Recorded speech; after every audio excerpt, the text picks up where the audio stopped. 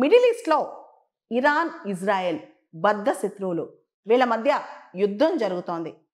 Iran ఈ రోజున మిస్సైల్స్తో డ్రోన్స్తో Israel పైన అటాక్ చేసింది. ఇజ్రాయెల్ డిఫెన్స్ హెడ్ క్వార్టర్స్ దగ్గర బాగా ఈ అటాక్ జరిగినట్టు తెలుస్తోంది. దానిలో 8 మంది చనిపోయారు, 200 మంది పైగా ఇంజూర్ అయ్యారు, 30-40 మందికి పైగా మిస్ అయ్యారనమాట.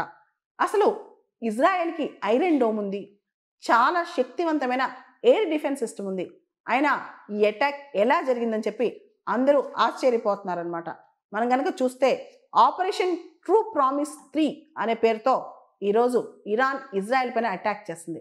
అసలు ఎందుకు అటాక్ చేసిందే పెద్ద క్వశ్చన్ అనమాట.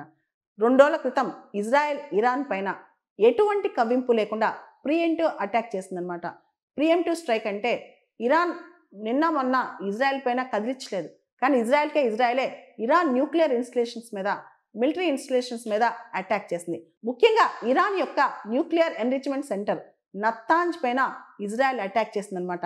దానికి తీవ్రమైన పరిణామాలు చూడాల్సి వస్తుందని, ఎదుర్కోవాల్సి వస్తుందని ఇరాన్ ఇజ్రాయెల్కి వార్నింగ్ ఇచ్చింది. ఈరోజు అటాక్ కూడా చేసిందనమాట.